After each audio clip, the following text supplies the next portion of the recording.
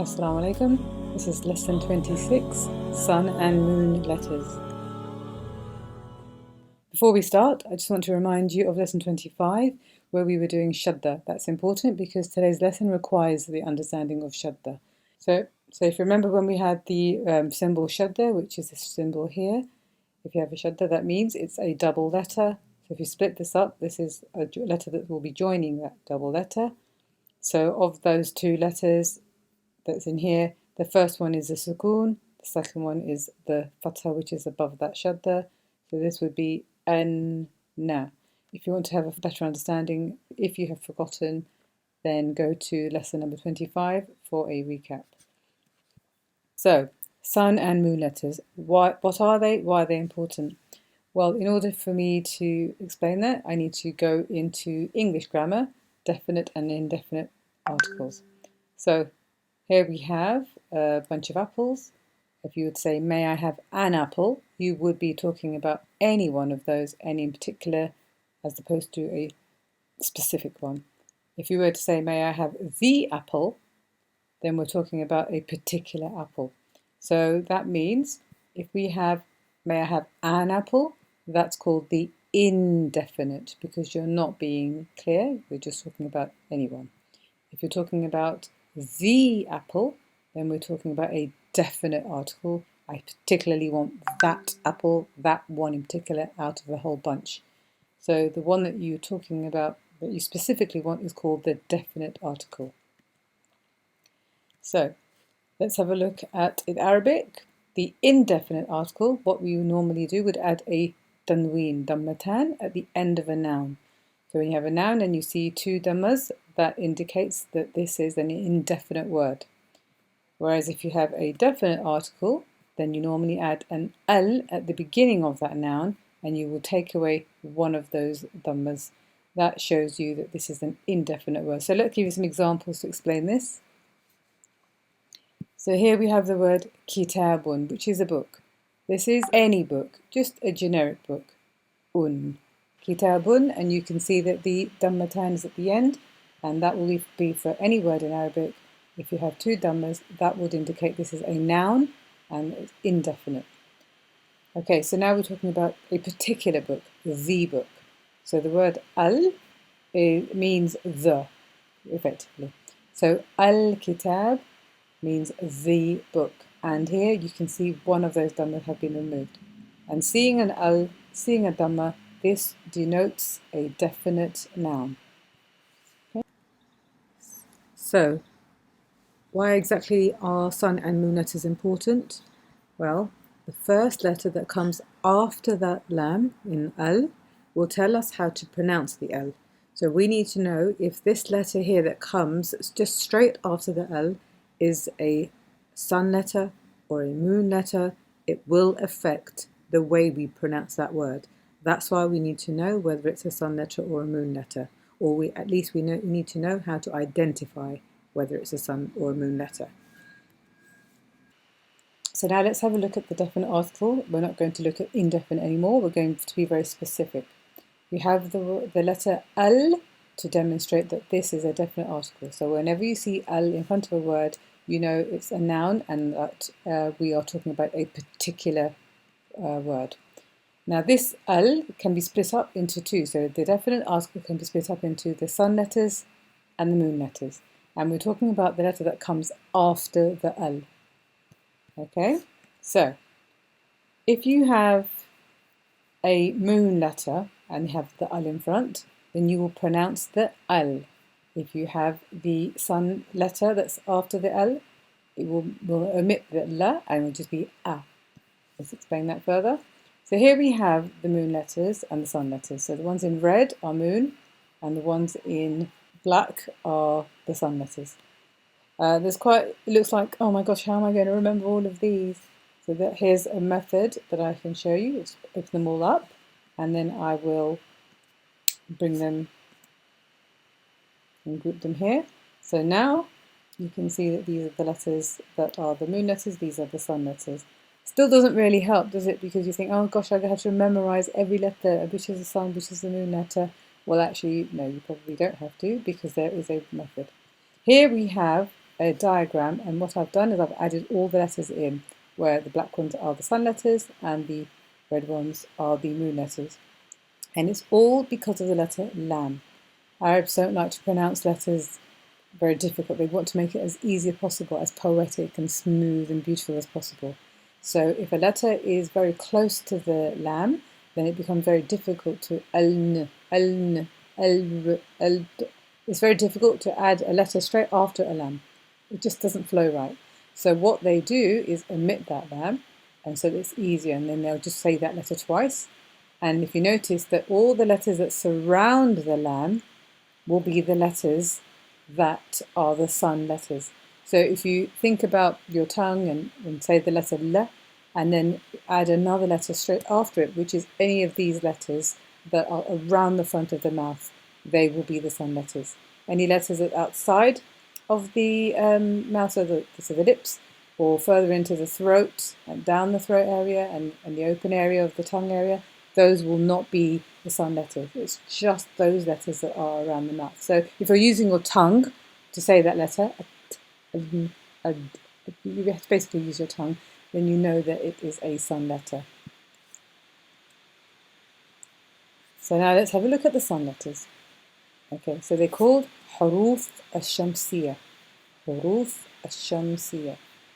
And what does that mean? So basically, if we have the word shams, the word shams happens to be one of the letters of the sun letter. So if you think of the shams letters, the sun letters, because shams means sun, so then what you do is you look at the first part of the letter sheen, and you will see that this is one of the letters of the sun letters.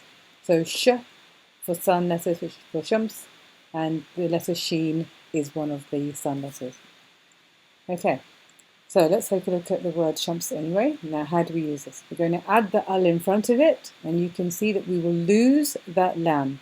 So I've sort of grayed it out a little bit, and also we will then have no sukoon. You'll notice there'll be no sukoon on that lam. Grayed out that sukoon to indicate no sukoon. And then the last point would be that you double the first letter by adding a shadda. So that's why I told you you have to remember how to use your shadda to understand sun and moon letters. So here then what we will have here is no lam, but you'll have the lam will be written, but we won't be saying it. There'll be no sukoon over that to indicate that there's activity going on here. There's no sukoon, so you'll add a shadda over the first letter after the lam, and you will see the shadda indicating that this is two. So you're basically saying ash shams. So let's have a look at the actual word. Here is the word ash-shamsu.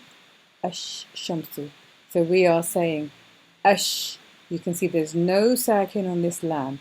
And by having nothing, no diacritic mark on top of this letter, it means it's inactive. We're not using it.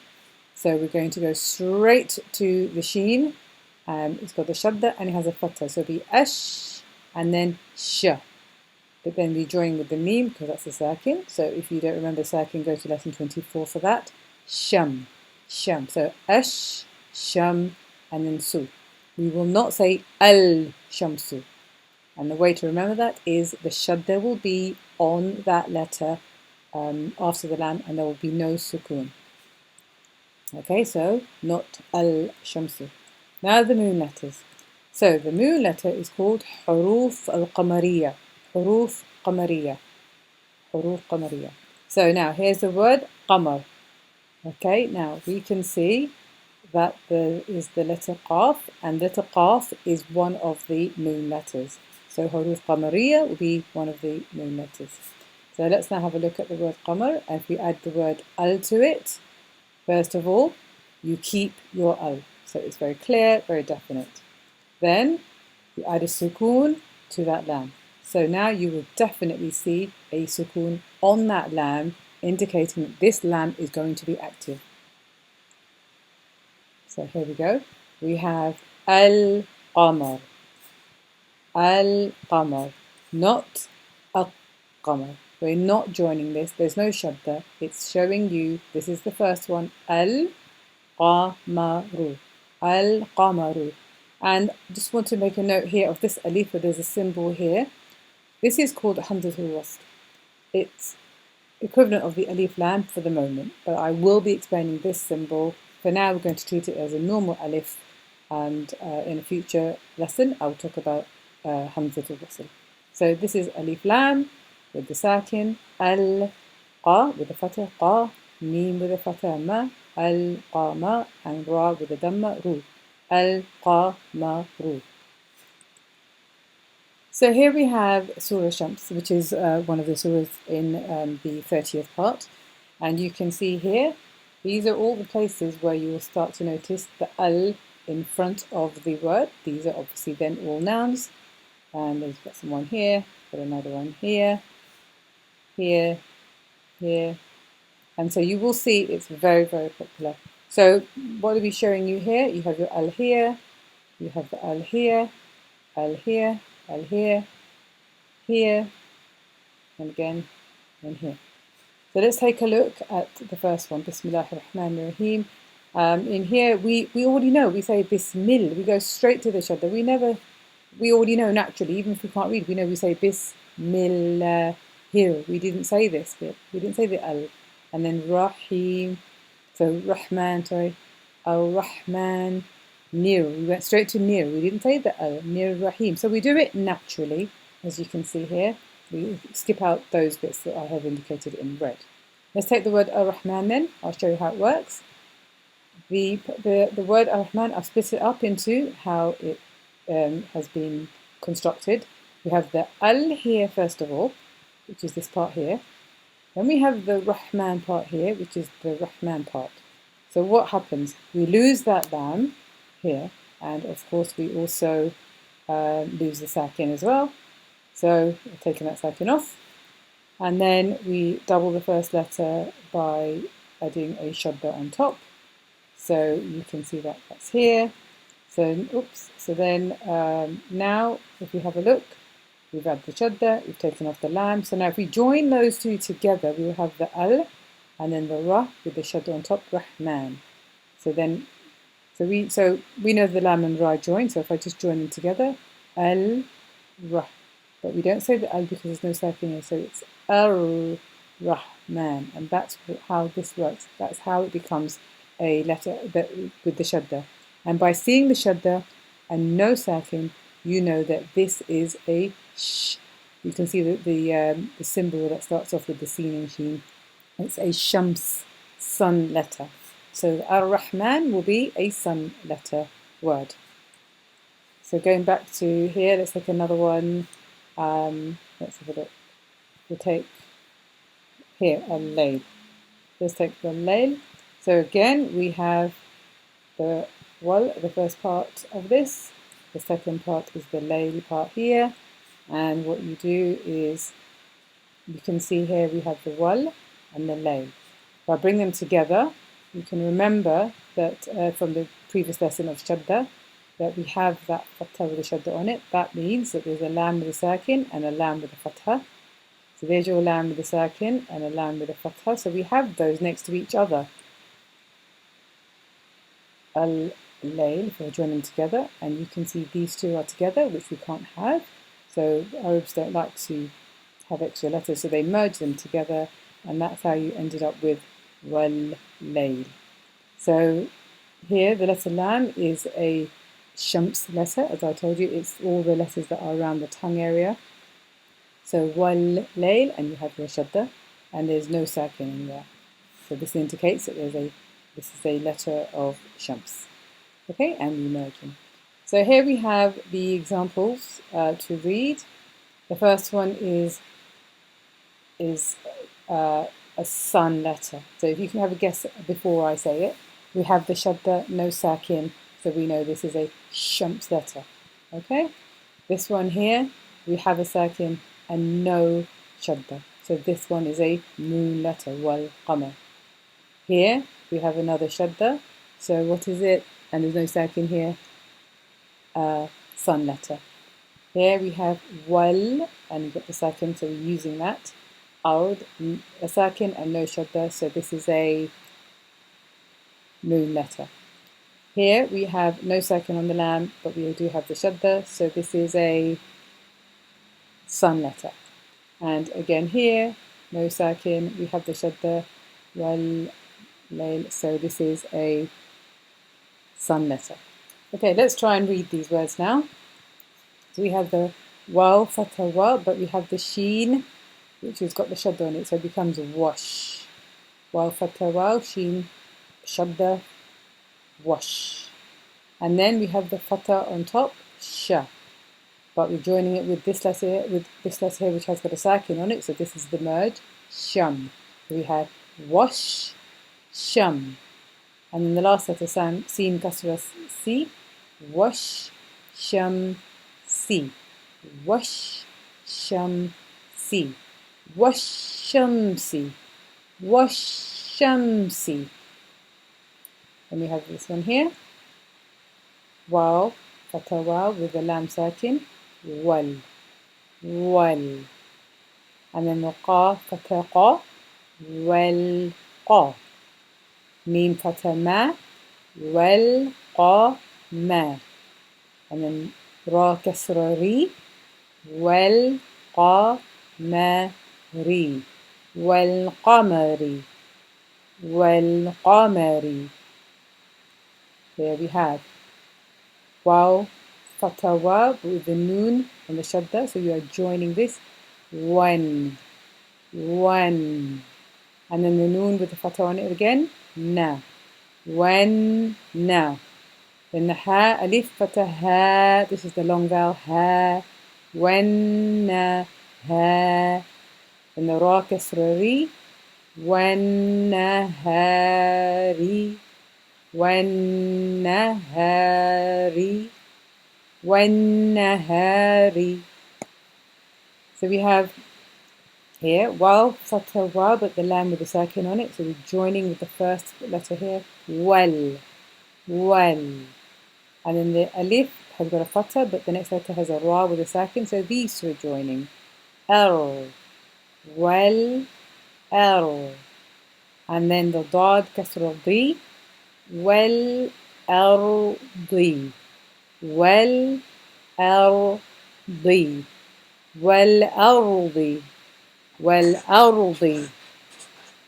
And then we have here waw, fatha wa, but the seen has got the shadda, so we are joining here. Was, was.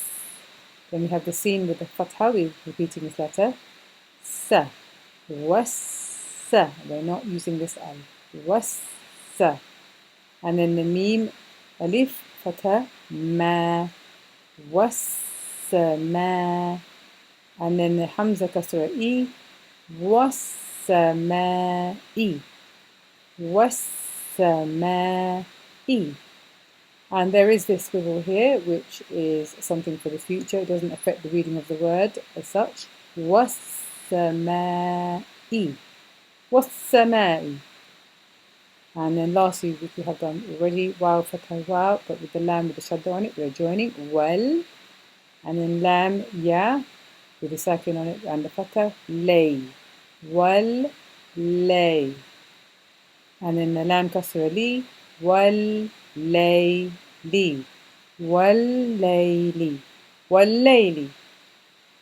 So have a practice of these words, and let's also have a look at going back to that surah that we looked at, Surah Al-Duha.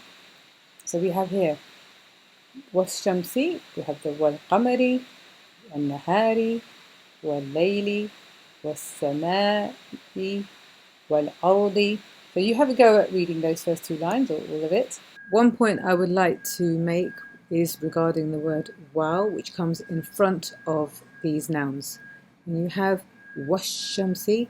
This waw is actually a qasam, it's a oath from Allah, was-shamsi, by the sun and by the moon. You know, he's making an oath. So when you're saying this, you have to give the understanding and emphasis of was-shamsi, wal-qamari. You know, that waw is an important waw. Normally you would understand the waw to mean and, but in this case, when it's in front of the noun, it is a oath from Allah. It's a qasam. I just wanted to point out this letter here. We're used to looking at the meme like this, but this is in actual fact a meme. So think about it like when you're doing joined up writing and you sort of skip that little hole in the middle. So this is how it looks. So let's just bring it a little bit bigger so you can see that this part here would be the equivalent of that meme, and you just have to know that this is the calligraphy style of writing. So you can see the word here, sama, is seen fatha sa, meme alif fatha ma, sama, hamza kasra e, sama e. So we have here sama e, and that's just to note that meme here is a meme. But the middle here and the middle here, they are, they're slightly different in looking, but you just have to know that's how it also looks. So that's والشمس والقمر والنهار والليل والسماء والأرض. Now the rest are all straightforward. Fathas, dhammas, alif khanjariya. So the rest, kasra here, the rest you can actually read. So I'm going to challenge you to try and read these 2 lines. And see how you go. Let me know. Give me any comments. Tell me if you're finding anything hard, you're struggling with anything, or if you're finding that you can read them. I hope you enjoyed this lesson, and inshallah I'll speak to you next lesson. Assalamu alaikum wa rahmatullahi wa barakatuh.